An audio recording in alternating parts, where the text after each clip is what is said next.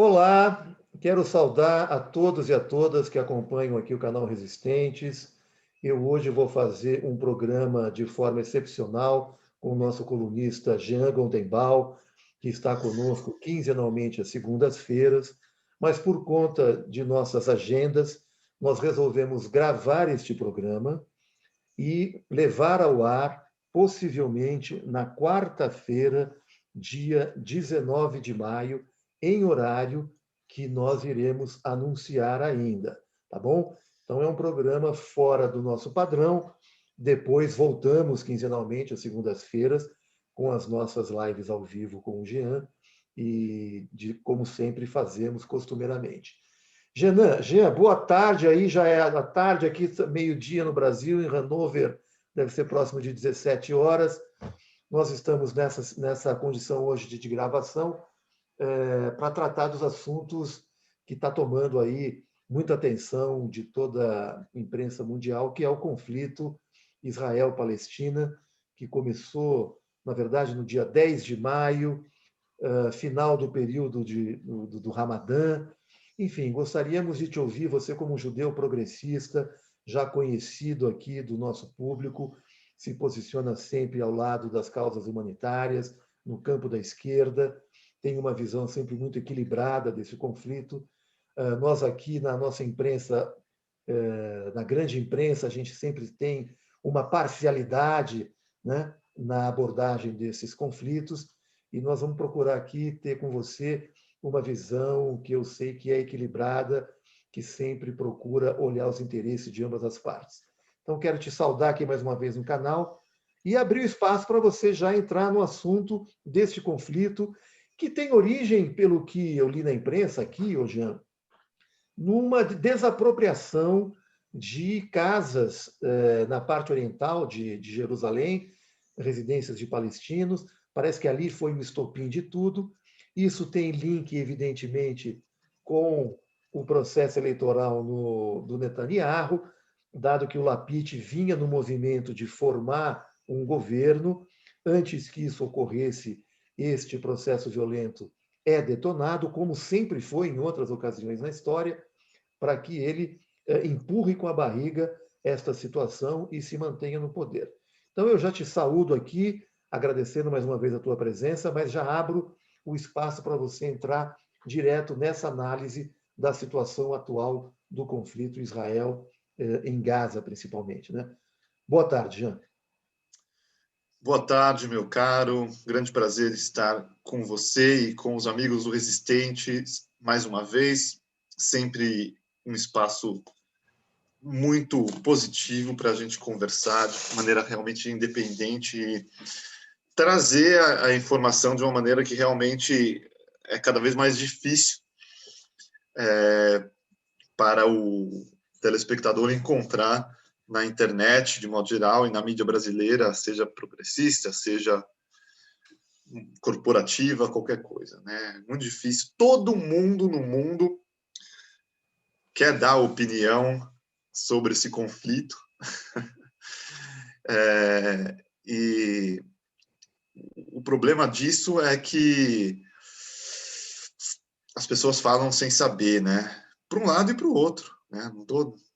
Não é só para um lado que sofre, não. Qualquer causa que tenha milhões de pessoas no planeta, ou talvez bilhões de pessoas comentando sem saber e agindo mais como torcida de futebol do que como analistas ou procuradores da paz e da solução do problema, é um problema para a humanidade. Isso é uma das crises que a humanidade vem sofrendo, sobretudo após a revolução tecnológica da internet.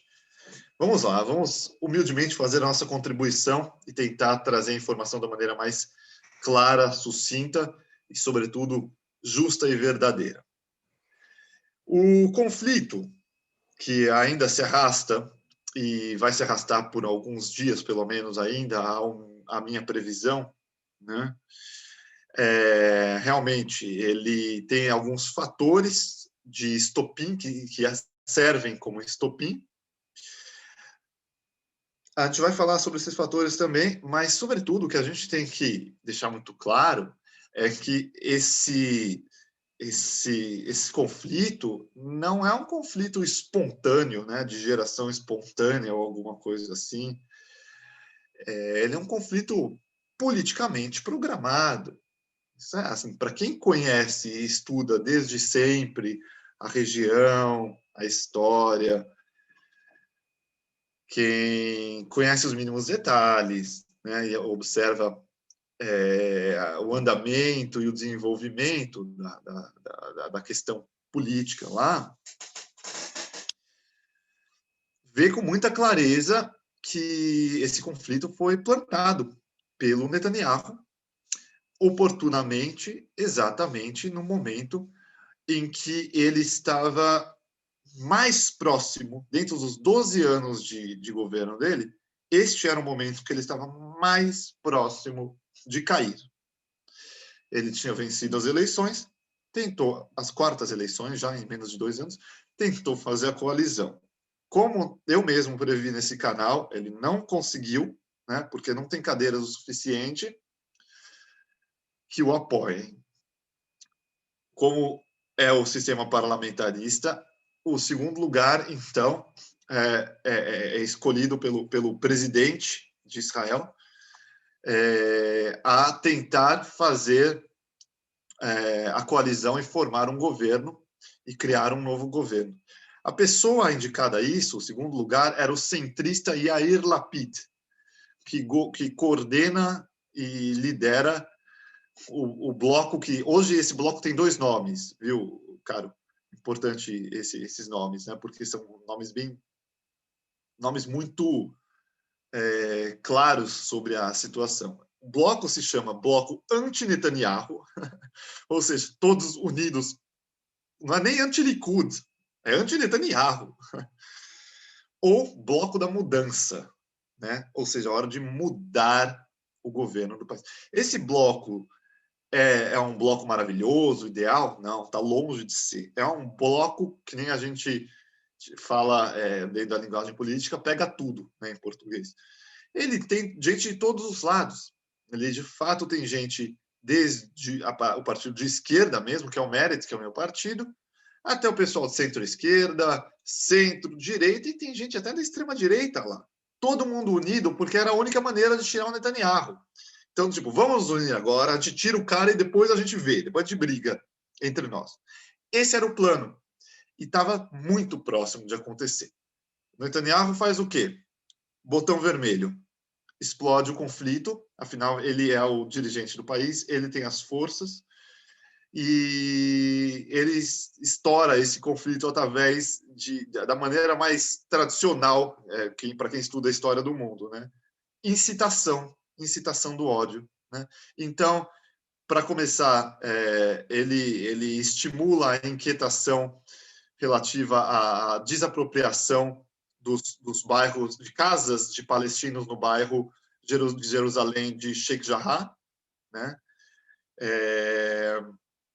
E manda praticamente um amigo dele de extrema-direita lá, que é o Ben Gvir, para fazer isso. Um crime contra a humanidade, desapropriar pessoas, óbvio, né? E esse Ben Gvir, que é uma espécie de mais um Bolsonaro de lá de Israel, vai lá com seus fascistas e tenta desapropriar e faz tudo de pior. Aí tem o Ramadã. Durante o Ramadã, ele manda exército, manda polícia marcharem em atos de provocação, entram, inclusive, na mesquita. Assim, tudo de pior que pode acontecer, né? E isso cria todo aquele fervor, todo aquele ódio no povo, com razão. Aí, o que acontece? Do lado de lá, porque a gente está falando, por enquanto, de Jerusalém, né? Do lado do leste, né? E aí, quando a gente fala mais para o oeste, a gente tem a questão de Gaza, que é governada pela parte reacionária dos palestinos, pelos direitistas, pelos ultradireitistas dos palestinos, que é o Hamas. né, que é aquele partido que possui um braço armado e que faz parte da Irmandade Muçulmana, assim como a Al-Qaeda também faz, que são considerados de direita, né, e antidemocráticos, né, inclusive, diferentemente da Organização da Palestina, pela Libertação da Palestina, que é democrático, né. E aí o Hamas começa a atacar Israel com os foguetes, o que é um crime de guerra, porque eles simplesmente jogam foguetes para dentro de Israel, tanto faz quem vai morrer, né? Inclusive se vai morrer muçulmano, árabe, israelense, palestino, também não se importam, né? O negócio é jogar lá e matar a gente.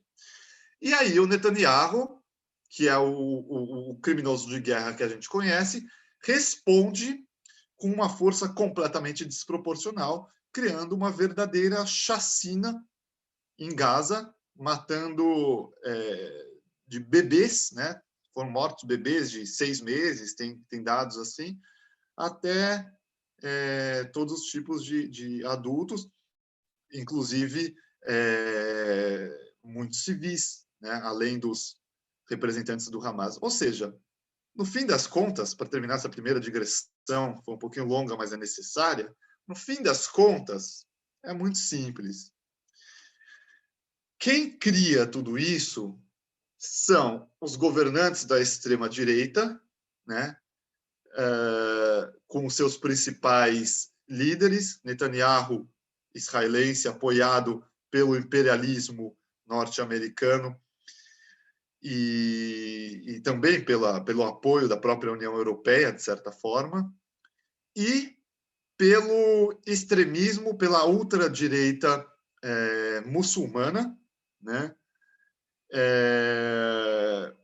Nesse caso, encabeçada pelo Hamas, que, segundo as palavras do grande doutor Mohamed Odeh, um dos grandes representantes da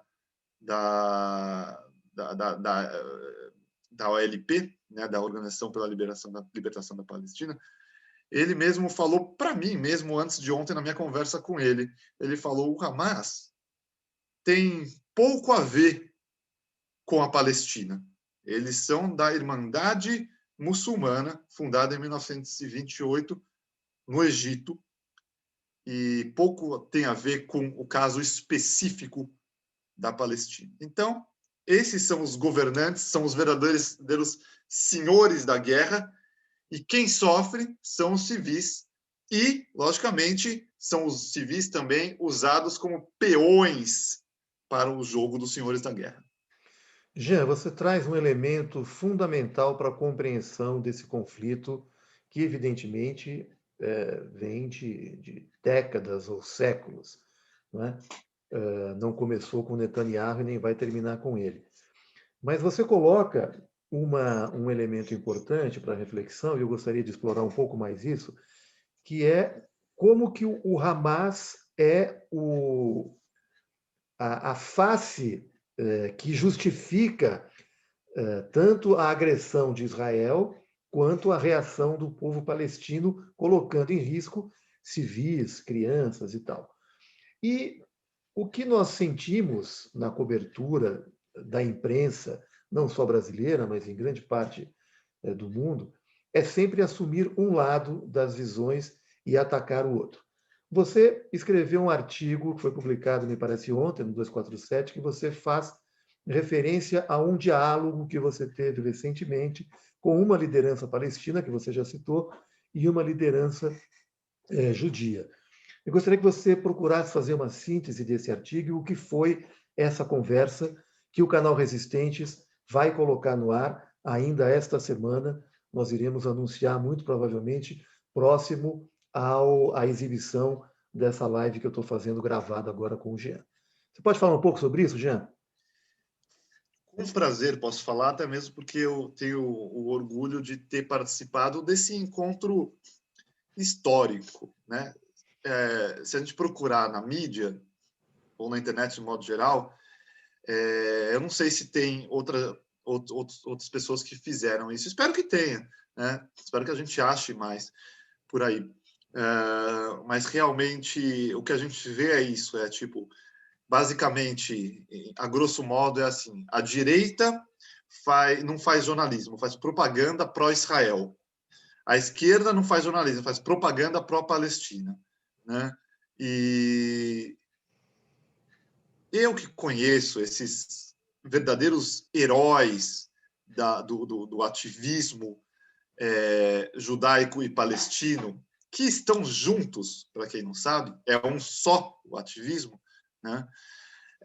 Que estão lá há décadas, que viveram as guerras, que fizeram manifestações contra as guerras no meio das guerras, sendo presos. Essas pessoas têm que ter voz, essas pessoas sabem do que estão falando, e eu, humildemente, fico muito feliz em poder ser um moderador de vozes como essas. Então, só moderador, nem quero falar nada em meio, é isso que eu quero deixar claro, né? Eu quero só moderar, eu quero só possibilitar essa conversa, porque eu tenho um conhecimento vasto sobre o assunto, mas mesmo assim me coloco no meu lugar sobretudo com respeito às pessoas mais velhas que têm mais vivência do que eu. Só estou deixando isso claro para que as pessoas que vivem de copy-paste na internet, como caixinhas de ressonância, tenham um pouquinho de responsabilidade e não sair falando, seja para um lado ou para o outro, sobre o que vocês não conhecem. Tem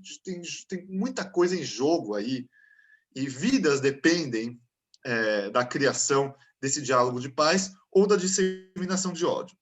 Enfim, para dar o crédito muito claro aqui no Resistentes, essa conversa histórica foi organizada pelo Coletivo Estrela, que é um coletivo muito bonito, fundado por mulheres, sobretudo pela minha querida amiga Cláudia Gibril, que mora em Portugal, é brasileira, mas mora em Portugal, com também outras mulheres do Brasil e de Portugal, judias, cristãs e de diversas religiões.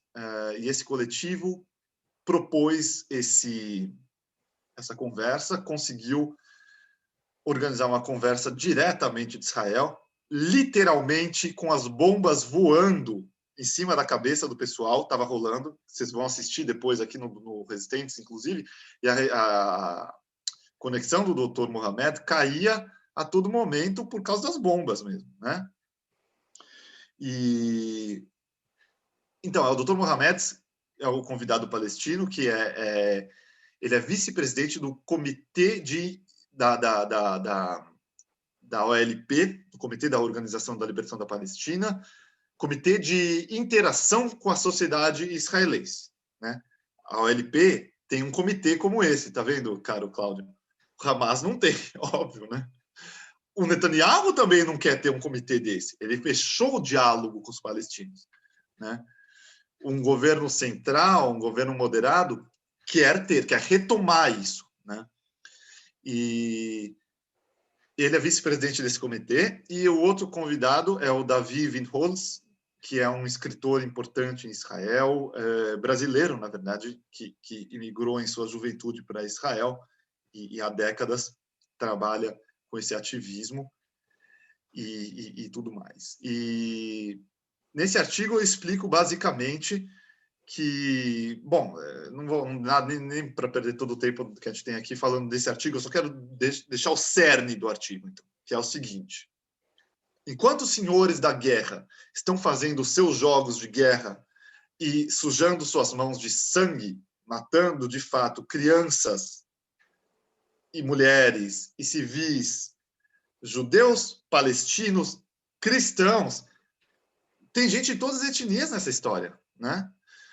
Porque Israel é um país completamente colorido, né? Com muita gente, inclusive muitos imigrantes. Tem imigrante pra caramba lá em Israel. Não é só judeu e palestino, de maneira alguma. Enquanto esses caras estão fazendo esse jogo da guerra, existe pessoas como essas que estão trabalhando ininterruptamente, sem guerras, só com ferramentas como educação, diálogo, olhos nos olhos, visitas, convivência, reformas de pensamento, né? para que se reverta essa situação. E o Davi deixa muito claro na conversa o seguinte, olha que interessante isso, caro Cláudio. O sistema, esse sistema que quer a guerra, faz uma propaganda dizendo que esses caras, o doutor Odê e o Davi, são uma minoria que não representa nada.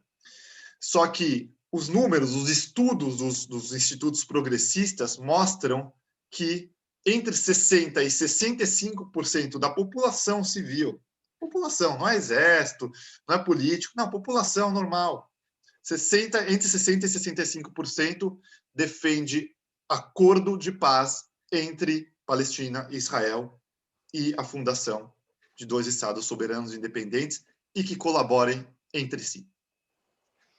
Muito bem, Jean. E aí você traz, talvez, o elemento mais importante que é a origem ou que suscita toda essa violência, que é o fato do Hamas não reconhecer o Estado de Israel.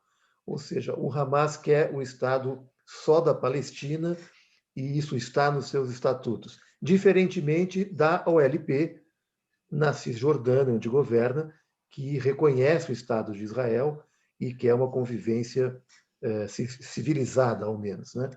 Agora, com relação à Cisjordânia, Jean, está tendo algum ataque lá? Como é que é a situação na Cisjordânia? Bom, tem ataques diários, né? Porque virou um caos, né? Então, esses colonos judeus que são ultra-religiosos atacam os palestinos, né? Aí os palestinos se defendem. Aí, logicamente, diante desse ódio, o outro judeu que está andando lá, que não tem nada a ver com a história, é atacado pelo palestino também, né? Aí, no caos, vira caos, né? Então, assim, o grosso dos ataques aéreos mesmo é Gaza mesmo, né? É em Gaza porque é de lá que vem os foguetes e tudo mais. Agora, na Cisjordânia, tem aquela ocupação, né, que também não é igual em toda a Cisjordânia. É super complexo isso. Existem 3 áreas que são denominadas A, B e C, e essas áreas, cada uma delas tem uma espécie de presença de Israel e tudo mais. O doutor Mohamed estava em Ramallah, que é a área, que é a capital, né? A capital da Cisjordânia, Ramallah, plenamente palestina, mas cada cidade é um lugar e tem os assentamentos, que são os verdadeiros filhos do Netanyahu, coisa que ele mais se orgulha na vida dele são os assentamentos, né? E ele quer tomar toda a Cisjordânia através de mais assentamentos, e ele se utiliza da religião para isso, né? Porque ele se utiliza... como que ele vai criar esse expansionismo? Só através de uma fé cega, né? De ultra-religiosos que acreditam que está escrito na Bíblia, que aquilo tem que ser de Israel e ponto final. E eu não estou falando mal da religião, de religiões, eu não sou contra religiões, pelo contrário, eu acho religiões uma maravilhosa manifestação, pode ser uma maravilhosa manifestação humana, né? Mas quando ela é instrumentalizada, quando ela vira uma cegueira e pode ser instrumentalizada por um jogo político, como é o que ocorre de ambos os lados, mesma coisa ocorre em grande parte do mundo muçulmano, como a gente vê no Estado Islâmico, não é mesmo? Aí, logicamente, é só nocivo. Então, é isso. Nós temos 2 mundos palestinos, um é em Gaza, outro é Cisjordânia, e dentro da Cisjordânia existem todas essas variações também. Agora vamos então para a parte dita democrática da discussão. Você comentava comigo que no dia 2 de junho seria o último prazo que o Lapid teria para formar o seu governo. Correto. A primeira pergunta é: essa discussão de formação do governo está em curso ou está suspensa a partir do conflito? Segundo, se chegarmos em 2 de junho, sem a formação dessa coalizão de oposição liderada pelo Lapid, iremos para uma quinta eleição e aí há uma expectativa de cessar fogo? É essa o quadro que você enxerga? É exatamente esse o quadro. Veja, o mais deprimente dessa história é que o Netanyahu, com tudo que ele fez, ao que parece, ele conseguiu atingir o objetivo dele. Enquanto era para esses caras estarem negociando a queda do Netanyahu, já estava muito adiantado. O que acontece? A partir do momento que começou esse conflito, acabou. Acabou as negociações. Aí falavam, congela tudo, a gente retoma depois, né? Só que no meio dessa história, uma parte, né, que é um cara chamado Bennett, de um partido de extrema-direita, inclusive, né, ele pulou fora da negociação. Por quê? Porque ele também é um animal político da pior espécie. Ele viu que, com esse apelo criado pelo Netanyahu, né, esse apelo bélico, se torna muito mais interessante para ele debandar para o lado do Netanyahu agora, né? Porque esse cara é um cara de extrema direita, é um cara inclusive secularista, ele é anti-religião, né? Ele é uma extrema direita sem religião, para você ver as variações que existem, né, no mundo e tudo mais. Qual o nome dele? Bennett, né? O Bennett, você estava falando sobre o Bennett, que ele demandou, foi para o lado do Netanyahu depois que o conflito começou. Eu engataria aí, o Jean, É isso. mas essa pergunta. O Netanyahu pode sair fortalecido politicamente depois desse conflito. Ele teria alguma chance de tentar formar o governo depois do conflito? Ou os prazos estão encerrados e vamos para uma próxima eleição? Daria até para ele tentar formar ainda e tudo mais, mas ao que tudo indica, se eu tiver que apostar agora, quintas eleições. Quintas eleições e pelos prazos, provavelmente em novembro, né? E o que acontece com essa história? Acontece que ele vai ficando. Ele vai ficando. Olha, o Netanyahu é um monstro, ele é uma pessoa fascista mesmo, né?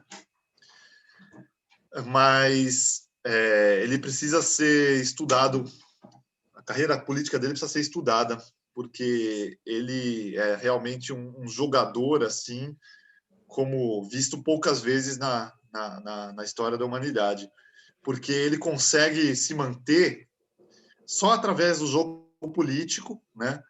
E dentro do livro é democraticamente, né? Jean, só uma parte aqui, se você me permite. Esse mesmo jogo do Netanyahu para empurrar o seu tempo de poder, ou para permanecer, né, no poder, o Hamas faria o mesmo jogo, dado que as últimas eleições ocorreram em 2006, como nós conversávamos aqui em off.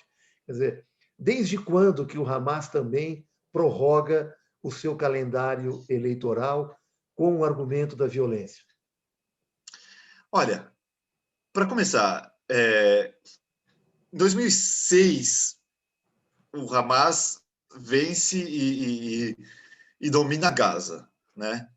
Mas na Cisjordânia não é o Hamas, como a gente já falou, é, é a Organização da Libertação da Palestina, é o Fatah, né? Que é o outro partido. E eles possuem eleições democráticas a cada 5 anos, né? A última foi em 2017, se não me engano, né? Inclusive, o doutor Mohamed falou sobre isso também na conversa. Agora, a questão é o seguinte, o Hamas, ele não acredita em eleições especificamente, não é não é um partido democrático, né? A Irmandade Muçulmana, a gente tem que deixar muito clara, ela adota o conservadorismo social, o conservadorismo religioso, o antissecularismo, né? O anticomunismo. Ela combate isso é historicamente já isso, né? Inclusive o liberalismo econômico também, né? Então, assim, a gente não pode esperar nenhuma democracia vinda do Hamas, né? Aí é isso. O que o povo palestino quer, né? Eu acredito que o povo palestino queira progressivismo, né? Democracia, justiça social e direitos humanos. Pelo menos é com essas pessoas que eu dialogo e chamo de irmãos palestinos. Mas, Jean, objetivamente, até 2006, as eleições em Gaza eram realizadas com que frequência? Não dá para a gente conversar dessa forma, porque sabe por quê? Ah, Porque Israel estava ocupando Gaza. Não tinha antes. sim, ok. E Mas, aí Israel sai de Gaza, né? E cria-se um cerco. Gaza é uma verdadeira cidade, um país cercado por dois países, pouco se diz, mas por dois países, Israel e Egito, né? Que ambos fecham as fronteiras. Inclusive, Israel e Egito se comunicam, né? Eu tenho amigos em Israel que falam: eu vou para o Egito, vai passear no Egito. E Israel e Egito, Estado judeu, Estado muçulmano, e se comunicam numa boa, né? E os próprios muçulmanos do Egito não cercam Gaza, né? Na fronteira da parte com o Egito, né? Então, assim, é muito complexa a situação, né? não, mas veja, talvez eu tenha colocado mal uma pergunta. Quando o Hamas ganha a eleição em 2006, ele ganha Sim. para governar durante que período? Era um período em aberto? Não tinha nenhuma Ah, previsão? não, tinha um mandato, Não, esse tinha é um uma coisa. mandato. Acredito que de 5 anos, talvez seja 4, não tenho certeza. Na Cisjordânia, o período deles é 5 anos. Agora, desde então, o Fatah e o Hamas não chegam a um acordo, né, para fazer eleições. E aí tem outros fatores também. Tem a questão dos eleitores de Jerusalém do Leste, né, que é ocupada também, né? O que a gente quer para o Estado palestino é Israel como uma cidade de convivência, né? Que seja capital tanto do Estado israelense quanto do Estado palestino. Qualquer judeu ou qualquer palestino que venha gritar que não, Jerusalém é minha, é extremista, é ultradireitista, né? Então, essas eleições. Mas só para fechar o capítulo das eleições, isso está no meu artigo também e está na live que a gente fez e que o Resistentes vai retransmitir. O doutor Mohamed me disse o seguinte, que essas eleições, na verdade, elas não servem a nada. Eu achei muito interessante o que ele colocou, até me surpreendeu. Por quê? O que serve eleições se existe a ocupação israelense, né? E ele até coloca de uma forma muito prática, ele é muito objetivo. Ele fala assim: o que adianta eu eleger o nosso líder, né, aqui do Fatah, da organização do povo palestino, se ele vai precisar da autorização de um soldado israelense de 22 anos para passar de uma fronteira para outra? Claro, claro. Não, o assunto é extremamente complexo. Eu até abro aqui o espaço, Jean, para a gente promover outros debates com lideranças judias e palestinas. A gente pode pensar em fazer alguma coisa aqui no canal com a Com sua todo prazer. direção. Acho que vai ser muito importante para a gente ter uma visão mais esclarecedora, mais ampla de um assunto tão complexo. Nós já estamos chegando em 30 minutos, que foi o tempo que nós definimos para essa conversa, que ficou concentrada neste conflito, acho que mais do que pertinente, né? E nós costumamos sempre abordar as pautas dos Estados Unidos, do Brasil e da Alemanha também, mas hoje achei importante concentrar o nosso tema neste conflito e abrir uma discussão que é complexa, mas que é absolutamente inteligível e perfeitamente razoável abrir o foco dessa discussão para se ter uma visão de ambos os lados e, dentro dessa visão, buscar um equilíbrio que atenda os interesses tanto da nação palestina quanto da nação de Israel. Eu acho que esse é o principal objetivo nosso aqui de trazer à luz essa discussão. Jean, então, muitíssimo obrigado. Quero te agradecer mais uma vez a participação.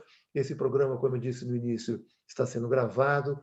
Nós vamos preparar agora para colocar no ar amanhã e eu anuncio ao longo do dia em que horário nós iremos não só anunciar este programa, como também este que o Jean mediou com essas duas lideranças, uma palestina e uma judia. Tá bom? Jean, passo para você fazer suas despedidas, considerações finais. Muito obrigado. Muito rapidamente, só quero dizer que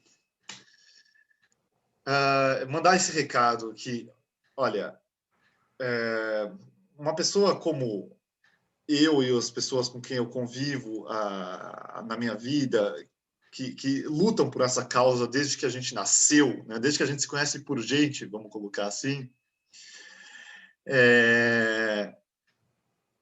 a gente sabe que quem ajuda mesmo é quem compreende os dois lados, contempla os dois lados, olha de forma humanista para os dois lados.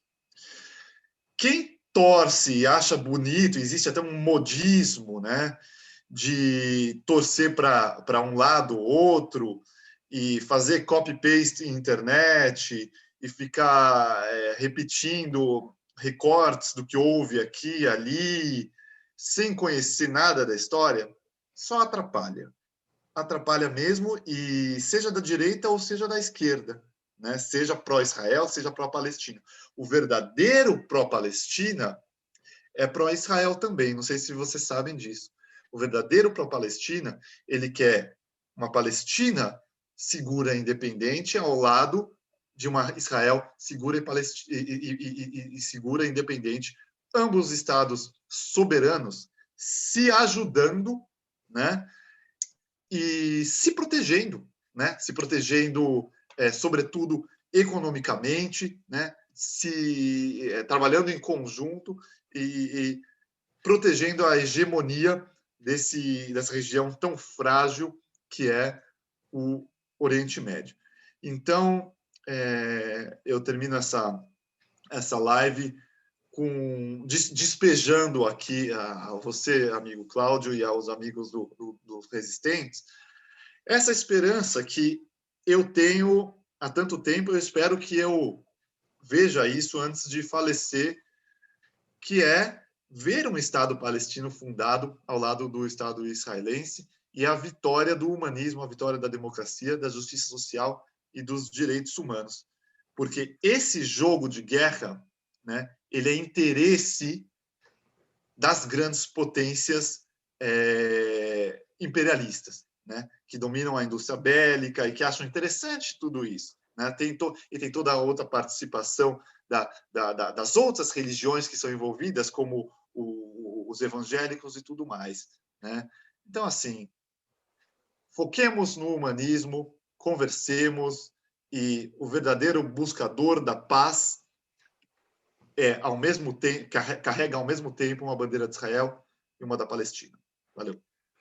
Valeu, Jean. Voltaremos a essa temática para explorar com muito mais detalhes e informações que possam contribuir para uma compreensão mais humanista, mais imparcial, que é a postura que o Jean sempre adota aqui nas nossas conversas. Forte abraço, Jean. Até a próxima. Peço para você segurar um pouquinho aí, se for possível, enquanto eu encerro por aqui.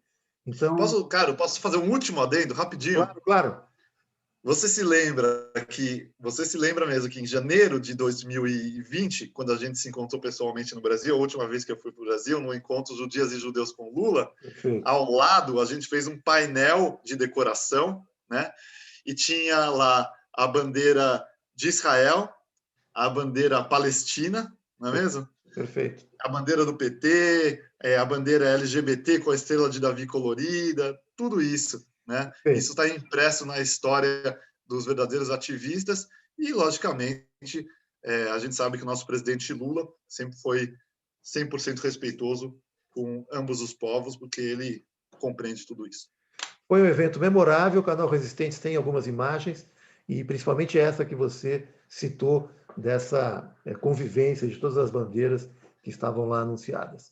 Jean, forte abraço a todos que nos acompanharam. Peço aqui likes, inscrições, compartilhamentos nessa live, comentários, que é sempre importante. Deixe o seu comentário, aonde você concorda, aonde você discorda. O que a gente pede é apenas que sejam respeitosos, né? Para que não crie o clima conflituoso que nós estamos aqui debatendo lá. Nós aqui vamos tratar as nossas opiniões divergentes de forma respeitosa. Além disso, o comentário sempre contribui para aumentar o alcance das nossas lives no YouTube. Para aqueles que puderem se tornar membros do canal Resistentes, ao lado do botão inscrever-se, você tem lá 3 opções como forma de colaboração com o trabalho do canal Resistentes. E temos também o Pix, né, que vai ser anunciado aqui ao pé da imagem quando a live estiver no ar no YouTube. Jean, forte abraço, até a próxima. Fico por aqui. Vamos em frente. Valeu.